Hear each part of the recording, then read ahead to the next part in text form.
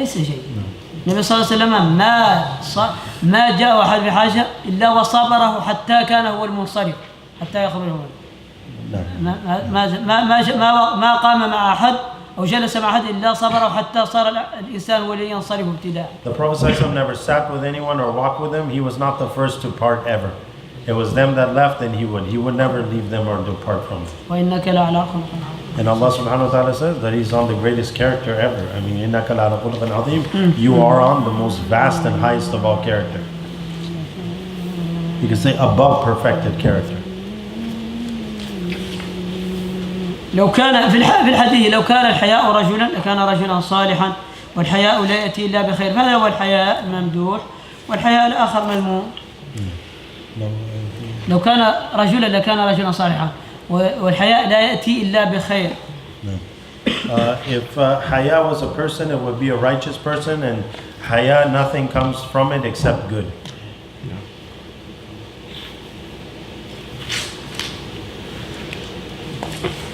وأصل خوف الفقر سوء الظن به تعالى لا سنتكلم عن هذا.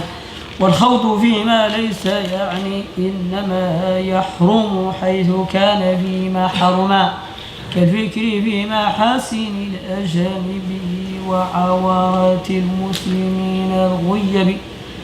الخواطر الإنسان مسؤول عنها. الله تعالى يقول ولقد خلقنا الإنسان ونعلم ما توسوس به نفسه ونحن أقرب إليه من حبل الوريد. ونعلم ما توسوس به نفسه. أيحسب الإنسان أن يترك سدى؟ هذا غير صحيح. الخوض خوض البال، خوض الذهن، العقل فيما ليس يعني أحيانا يكون حراما وأحيانا يكون غير حرام. إنما يحرم حيث كان فيما حرم. يحرم خوض الإنسان ذكره يخوض في أشياء كانت حرام كالخوض في ذات الله سبحانه جل جلاله. وهذا هو اللي يأتي منه التشبيه. أعوذ بالله، تشبيه الله تعالى بالخلق لأنهم يخوضون في ذات الله تعالى. هذا خطير. الله تعالى قال أولم يتفكروا في ملكوت السماوات والأرض وما خلق الله من شيء إن في خلق السماوات والأرض واختلاف الليل والنهار لآيات لأولي الألباب. وفي الحديث تفكروا في مخلوقات الله، تفكروا في الخلق لا في الخالق. هذا حرام إذا كان فيما يحرمه كالفكر في ذات الله تعالى سبحانه جل جلاله. لذلك قال أبو بكر الصديق رضي الله تعالى عنه العجز عن إدراكه إدراك والخوض في إدراكه إشراك.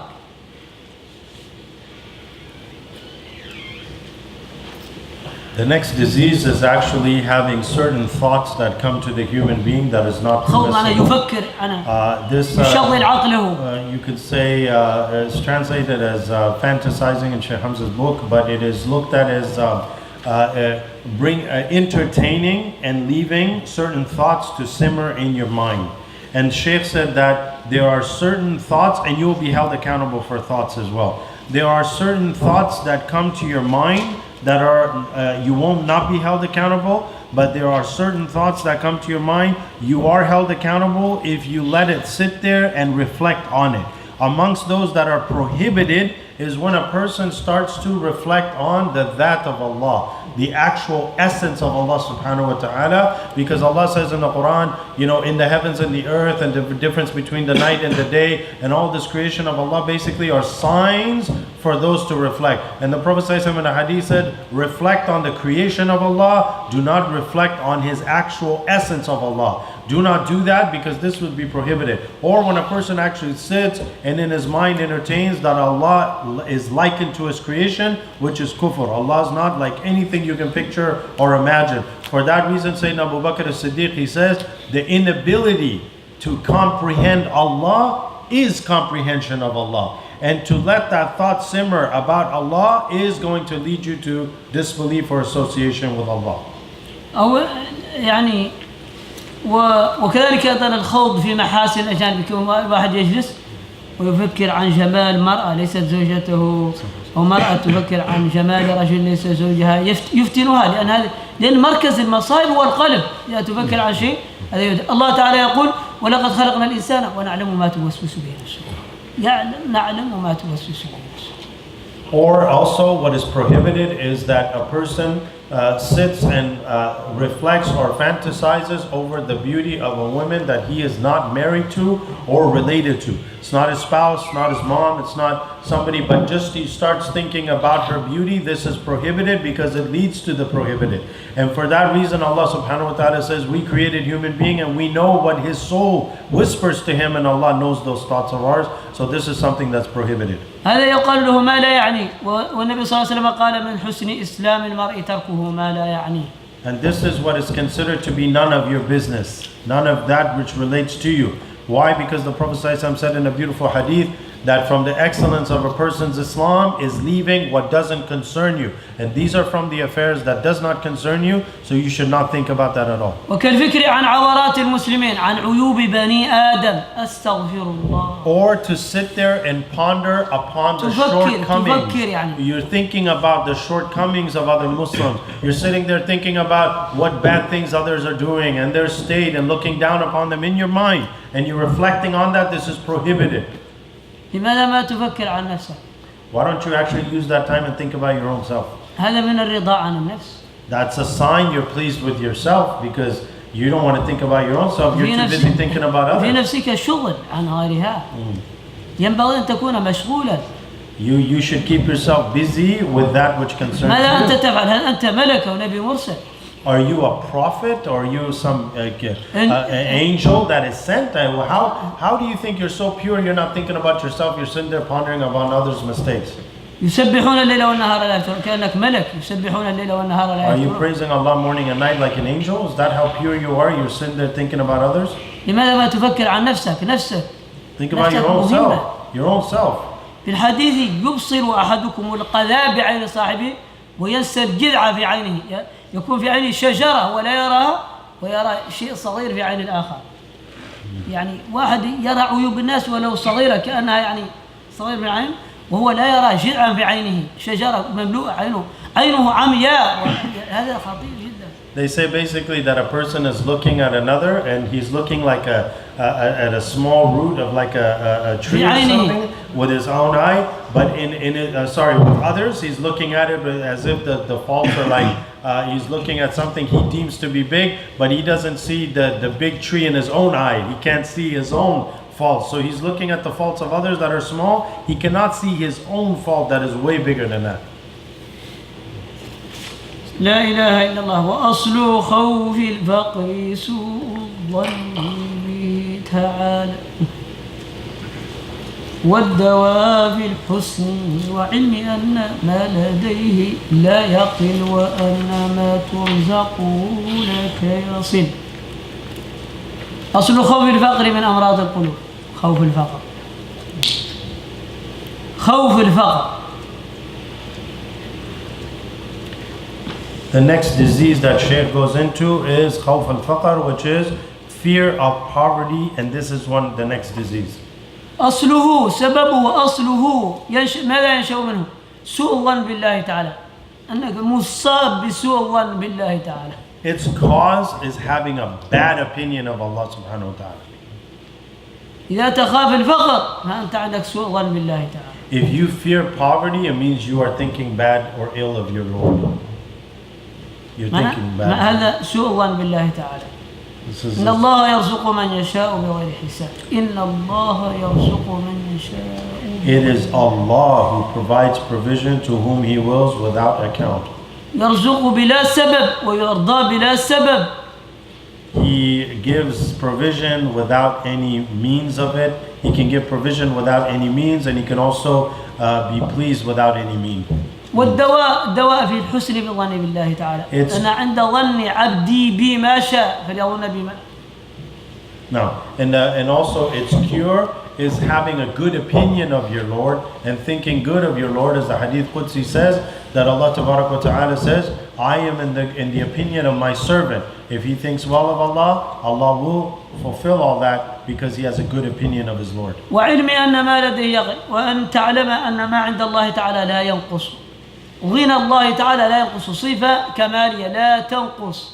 لو أعطى ما أعطى يبقى على الحال. And you should also know that the attribute of Allah, of Raziq, the provider, You have to believe with certainty that Allah can give everyone in this whole existence والحال على حاله. everything that they want, everything He can give, and Allah will not be changed at all. And He has unlimited source of His power to provide as much as He wants. That does not take anything whatsoever from Allah subhanahu wa ta'ala. وأن ما ترزقه لك يصل وأن الرزق الذي كتب لك سيصل إليك أحب من أحب وكره من كره. Whatever Allah wrote for you of your rizq is what's going to reach you. That's it. It's already preordained. Whatever you're going to get in this world is already done with. It's already written. وباذل الدين لإصلاح الدنا مداهن في بيعه قد غبن الصوم. بائع الدين لإصلاح الدنيا. وكم تبيعون من دينكم، وكم يبيع المسلمون الآن من دينهم في مقابل دولارات قليلة. هو رب السماء والأرض إنه لحق. والله يا مسلمين انكم تبيعون دينكم الليل والنهار، خصوصا من ينسب الى العلم في هذه الايام، يبيع دينه ليلا ونهارا في مقابل رضا امريكا وفي مقابل موريتانيا وفي مقابل رضا السعوديه او غيرها. اعوذ بالله. باذل الدين لاصلاح دنياه، هذه هي المداهنه كما قال تعالى: ودوا لو تدهنوا فيدهنون.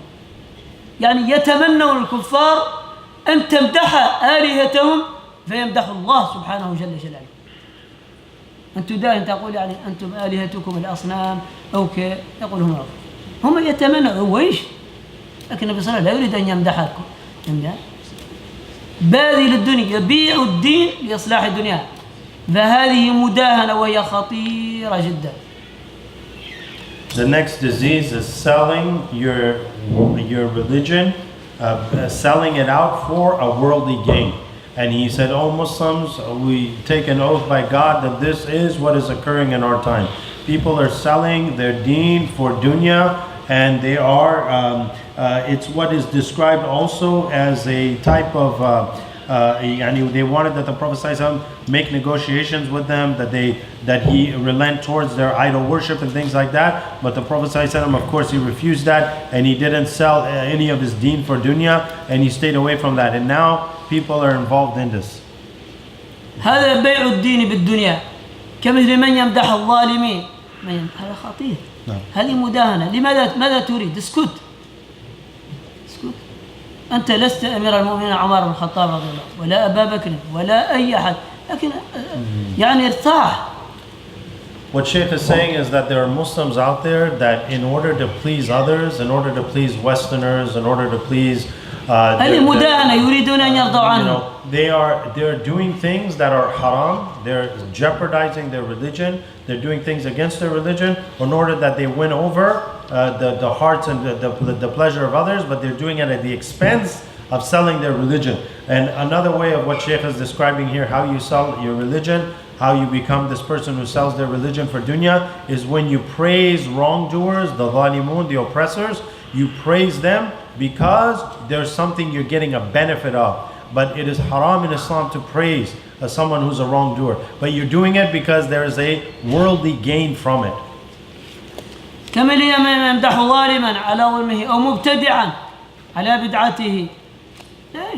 Or a person who is committing innovation and then you praise them in their innovation, the bid'ah that they're doing in this religion. وأصلها الطمع، أصل المداهنة الطمع. لولا الطمع لما داهن الناس. The cause of that is tama, which is covetousness. There's something you want. There's a desire. There's a desire and covetousness that is involved. That's why you are selling your deen for dunya, because there's something you want out of it. والرياء دواؤه، دواؤها دواء الرياء، وسنتكلم على دواء الرياء. Its cure, the cure for this disease of selling your deen for dunya is the same medicine that you will take for ostentation, which is called riyah, which is called basically worshipping, ascribing partners on Allah to Allah in your worship, showing off or ostentation. No. And inshallah we will take just a slight break until Shaykh inshallah comes back. Touch your phones.